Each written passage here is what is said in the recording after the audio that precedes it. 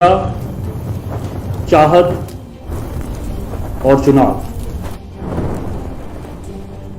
चेहरा चाहत और चुनाव की इस रिपोर्ट में हम बात करेंगे शाहपुर विधानसभा की, जिसमें पहले बात होगी चेहरे की, फिर उनकी चाहत की और उसके बाद चुनाव की, जिसमें न सिर्फ मुद्दों की बल्कि चेहरों की चाहत और जमी की हकीकत आपके सामने रखेंगे।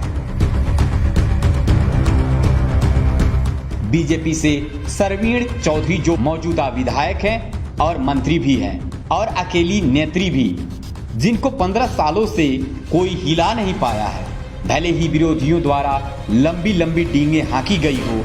वहीं प्रधान से जिला परिषद पंकु कांगड़िया ने कथित तौर पर एक बड़े नेता से नाराजगी के बाद आम आदमी पार्टी में गेस्ट एंट्री के बाद भाजपा में फिर घर वापसी की है।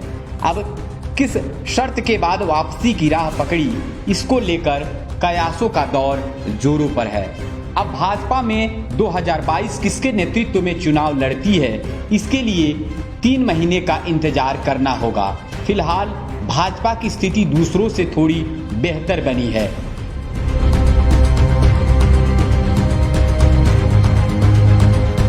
बात की जाए कांग्रेस की तो फिलहाल केवल पठानिया कांग्रेस से स्वघोषित दावेदार हैं। हालांकि सबसे ज्यादा जमीन और सुर्खियों में रहने वाले नेता माने जाते हैं और अपने आप को कांग्रेस संगठन का सच्चा सिपाही कहते हैं, परंतु अकेले नहीं, उनके अलावा मनोज ठाकुर गद्दी नेता जो हैं, जो चुनावी ताल ठोक कर कह रहे हैं मैं हारने वाला नेता नहीं, कांग्रेस का शाहपुर में 15 साल का सूखा खत्म करने का दम भी भरते हैं। इसके अलावा पंकज पंकु युवा चेहरा है और हर बड़े आंदोलन में आगे रहते हैं, जिसमें प्रधानमंत्री के दौर के समय पुलिस भर्ती पेपर लीक मामले को ऐन वक्त पर बिना किसी को भने लगे भाजपा के एक सफल इवेंट को असफल बना दिया, जिसने न सिर्फ भाजपा के स्थानीय नेतृत्व पर सवाल खड़े किए बल्कि एक बड़ा इंटेलिजेंस फेलियर भी बताया गया।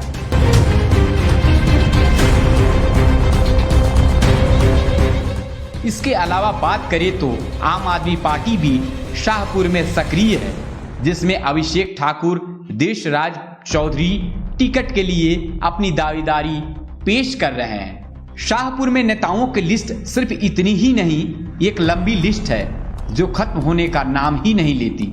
विडंबना यह है कि इतने ज्यादा शाहपुर के हिमायती होने के बावजूद यह विधानसभा एक पिछली विधानसभा में आती है और सेंटर बेल्ट को छोड़ दे तो चंगर और धारकंडी क्षेत्र तो ऐसे हैं जिनमें जनता वर्षों से मूलभूत सुविधाओं के लिए तरस गई है और अब तो उम्मीद ही छोड़ दी है। अब बात कर लेते हैं चाहत की। नेताओं की चाहत की तो साफ है कि कोई समाज सेवी नहीं, हर कोई पावर में रहना चाहता है। हर कोई चाहता है कि बस किसी तरह से विधायक बन जाए, उसके लिए मेहनत दिखाई जाती है, परंतु सबसे बड़ा सवाल यह है कि क्या यह मेहनत जनता के लिए भी है या सिर्फ अपनी इमेज चमकाने और पावर में आने की एक भूख भर है।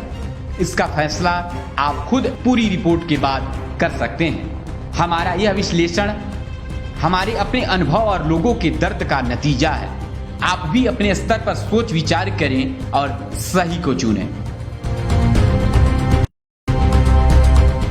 खैर, बात अब चुनाव की तो फिलहाल अभी तक सिर्फ हवाई दावे करके जनता और हाईकमान की जी हजूरी करके किसी तरह से टिकट हथियाने का कुप्रयास किया जा रहा है। किसी तरह से सेकेंड लाइन को दबाकर वर्चस्व की जंग लड़ी जा रही है। इस नुरा कुश्ती में फिलहाल मुरझाया फूल, जख्मी हाथ और बिखरा हुआ झाड़ू नजर आ रहा है। फिलहाल सूत्रों के मुताबिक पार्टी हाईकमान भी इससे परेशान है। सभी दलों के लिए जिताऊ उम्मीदवारों को चैन और जीत को अपनी झोली में डालने का बड़ा सवाल बना हुआ है। शाहपुर 20 में पक रही यह सियासी खिचड़ी क्या गुल खिलाएगी? इस बिगड़े जायके से किसके टेस्ट बिगड़ेंगे, यह तो आने वाला समय बताएगा। लेकिन गलत चयन बड़े बड़ों के सियासी सपनों पर पानी फेरेगा। Bureau report, Him express TV.